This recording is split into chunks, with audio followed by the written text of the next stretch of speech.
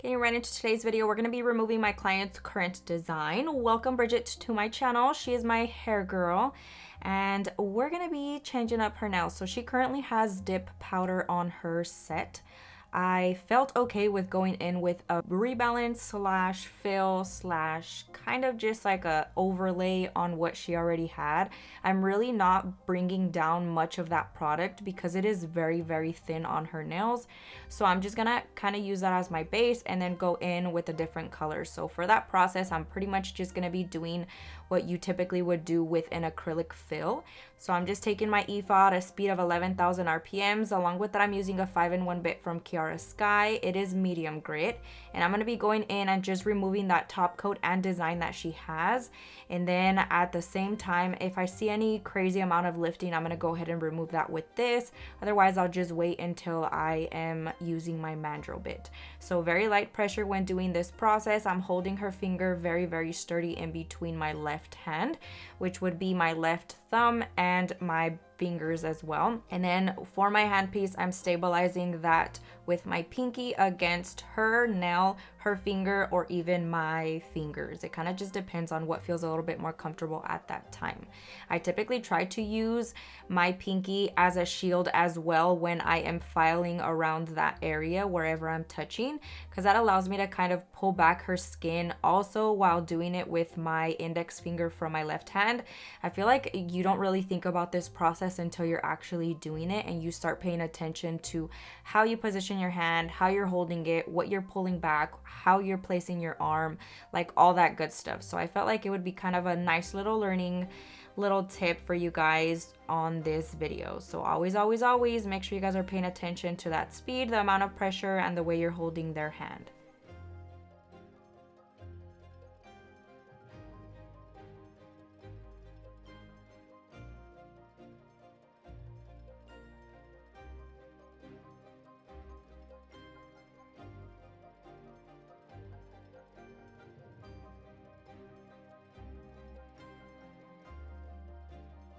So my girl was pretty open with whatever I wanted to do. She essentially gave me like some events that she had going on, some themes that there were gonna be.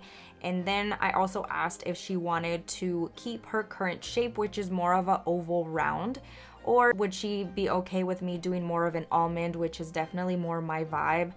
Again, she pretty much said to do whatever I felt was good for the video. So you guys know I love my almond shape. So essentially what I'm doing here is going to be bringing in the sides a little bit, and I'm filing both sides equally, trying to keep that point nice in the center. And then I'm going to be kind of just rounding that tip as well.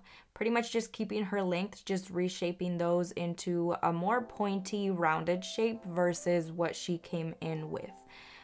Again, she was like super okay with whatever I wanted to do, which was nice. I'm going to be taking my hand file and just continue to do that throughout the entire process, making sure that that shape is nice and consistent throughout all of her nails.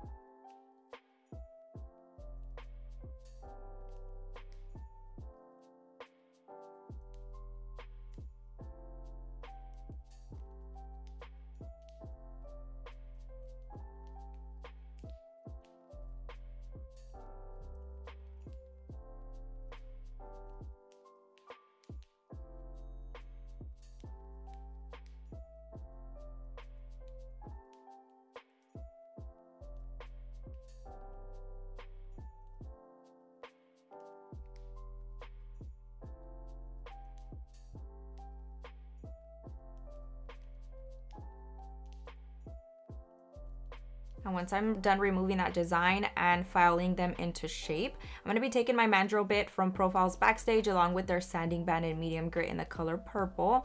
I'm going to be going in with very light pressure. We're going to be pushing back her cuticles while also buffing the shine off of her natural nail. I am also going to be removing quite a bit of lifting she has on a few fingers. She also has quite a bit of cracking as well, which I'm going to make sure that I remove before I go in with the new acrylic. Must. There can always be moisture trapped in there, which ultimately create little greenies, which can lead to fungus. So you want to make sure that you fully remove lifting and fully remove and fix any cracks that they may have. Now her nails are very short, but if you use very thin layers of whatever extension product you're using, it can still lead to cracking as they start growing out. So her nails are currently extremely thin. Now that typically comes just with the nature of dip powder. You get it done a lot quicker, they're a lot thinner, but they're not as strong as you typically would have an extension like with acrylic or gel products. So always keep that in mind as well. They can always crack, and it's definitely not fun to have to fix, and it's definitely not fun to just deal with that, honestly. Like, you don't want your client's nails to crack. So what I'm going to be basically focusing on here is buffing off that shine, removing that lifting, and also removing those tiny little cracks. I'm still going to be able to go in with new acrylic once I fully file that down. So we shouldn't have any issues after that, as long as we build it up nicely. Once I'm done with that, I'm going in with this tapered diamond bit. Still very low pressure when doing this process at 4,000 RPMs as always, and I'm just going to be going in one direction. Since I'm right-handed, I'm going towards my left. It gives me better grasp of what I'm doing. I'm just going to again focus on removing that dead skin from her cuticle area. This makes it so much easier, and I promise you your prep will be so much better when you implement this. If you haven't already, definitely try it out.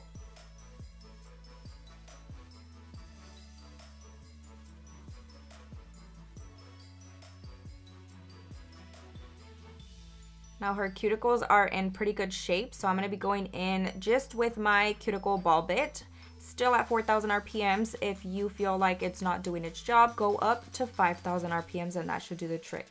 I'm just going to go in and gently buff off any dead skin from her cuticles, and I'm not going to focus on cutting or anything off. That is never my option. However, I've been trying to implement that if it is absolutely necessary, because we know it gives such a clean look. So now I'm going to be going in with my lint-free wipe, a little bit of Young Nail Swipe. This is going to work as a cleanser and also dehydrate that nail from excess oils, which ultimately helps with product adhesion. Next, we're going to be going in with our primer, which is an absolutely necessary product. It is a must when you are doing nails. This is actually going to help with all of that adhesion as well.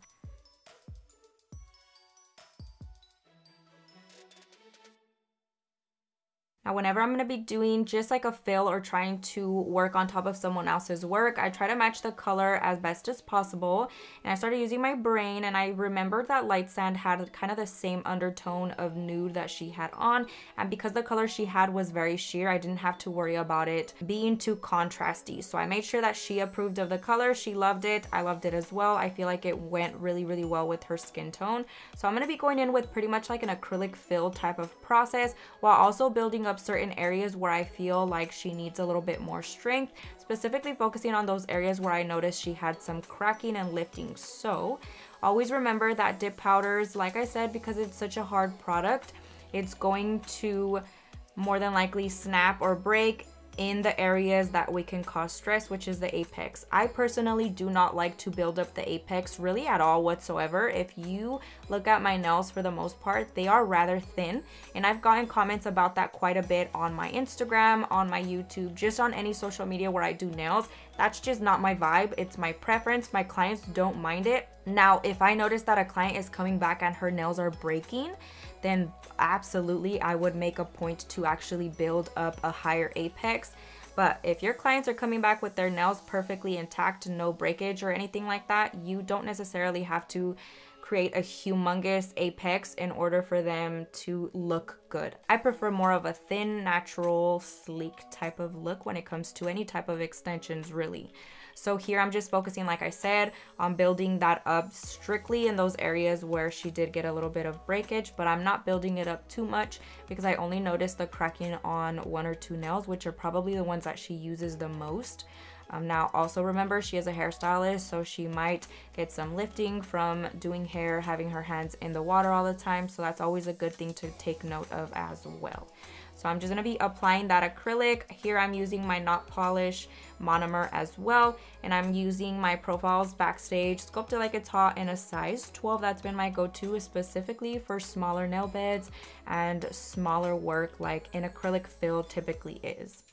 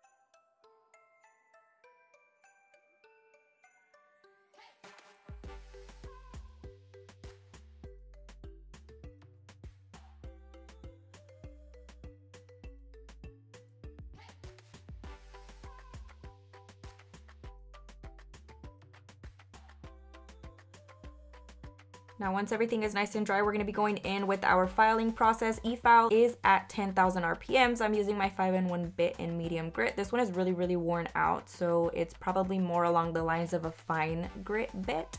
So keep that in mind whenever I say medium. They're probably really, really old. So I'm gonna definitely be replacing these.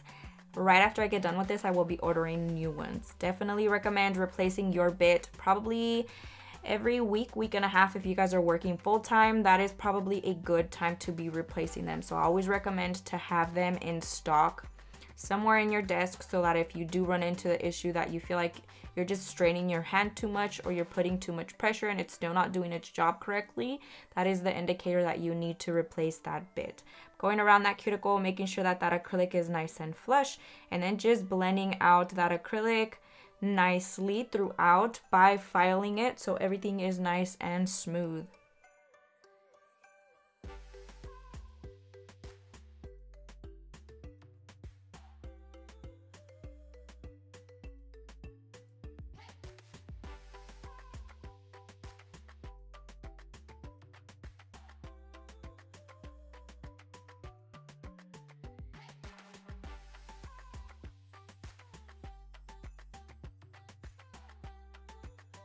Now once we're done with that, I'm going to go in back with my hand file and file that into the perfect little almond shape.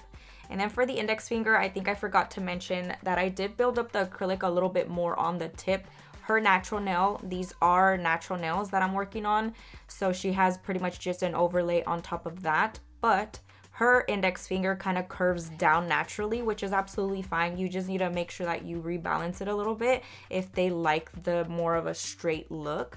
And for the most part, they will request that just because they want them to match with the rest of their nails. So how to do that is pretty much just build up the tip a little bit more, and then you're gonna focus on filing underneath that nail to remove that curvature. And I'll totally do a more in-depth video on that. I keep saying I will, and then I end up forgetting. So I'll definitely try to remember to focus on that on my next set that I do on her, or anyone really that has a curved nail, because I feel like that's kind of something that is bypassed and we don't think about it until someone requests for us to fix it. So like I said, I built up the tip a little bit more, and then I'm going to be taking my hand file underneath that nail to file it so that everything is nice and straight.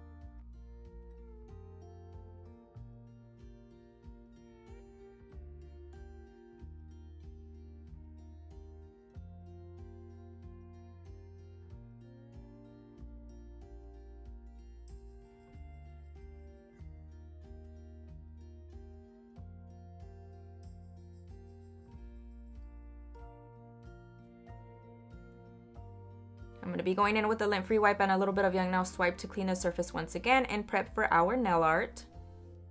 Now for her set, we're going to be focusing on more of the lighter baby pinks because she did want something a little bit more toned down just because of all the events she had coming up. So I'm going to be adding some French onto her pinky and the index finger, if I remember correctly. And then I'm going to be using my liner from Not Polished. This has been my go-to. It's honestly been a lifesaver. The bristles are super, super thin and very long on this side. And then on the other side, they're a lot shorter, which I absolutely adore, that I don't have to haul around a bunch of brushes. I could just use one. So definitely recommend this brush. It is more of a splurge, but if it's going to last you a year or longer, it is a perfect investment. Definitely recommend it. So we're going to be doing French on the pinky. We're doing a sweater nail on the ring finger, some snowflakes on the middle finger, and then French again on the index finger. All using very pastel pinks. I did deepen up the pink a little bit for the French on the index finger. Slight difference. Honestly, if I didn't say anything, you probably wouldn't be able to notice it. But I kind of wanted to do different shades of pink, but still very, very toned down. So that's kind of the vibe that I was going for. Very Christmas vibe, super easy to recreate. If you guys try this design, definitely always tag me. I love sharing your guys' work on my Instagram. It is my favorite to see you guys succeed when it comes to nail art. So we're going to be connecting those, making that super simple cable knit type of sweater.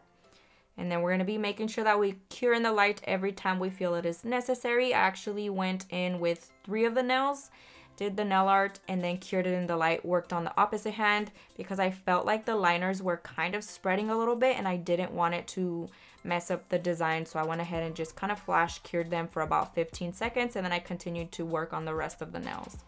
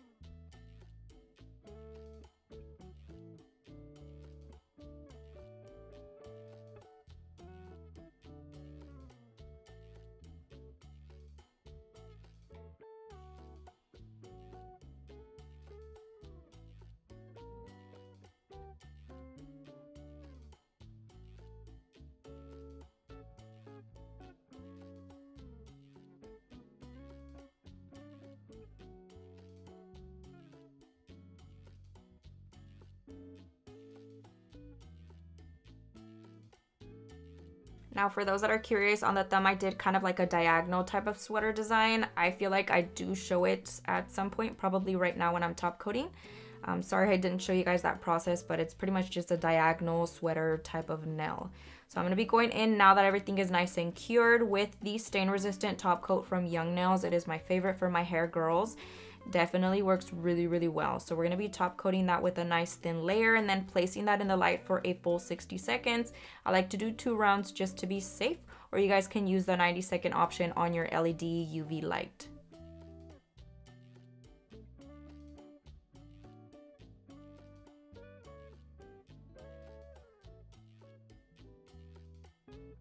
Once everything is nice and dry, we're going to be going in with a lint-free wipe and Young Nail Swipe to clean that tacky layer off of that top coat.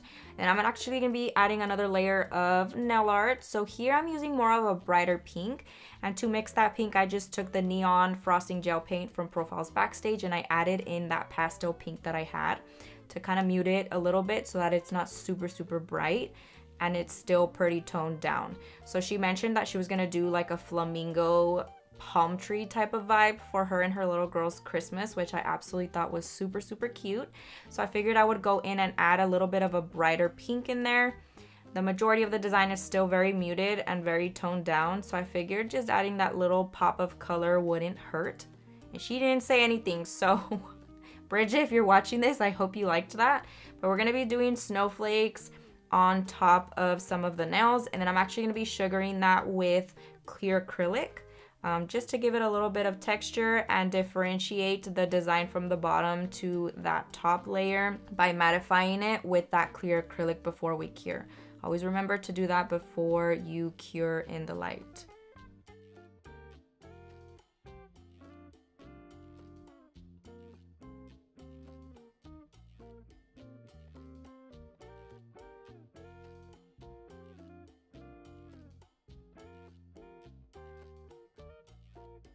And as always, popping that in the light once again for 60 seconds. But that pretty much concludes today's video. Let me know what you guys think down below. Thank you guys so much for watching. I hope you enjoyed it. I hope you learned a ton. And I'll see you guys next time.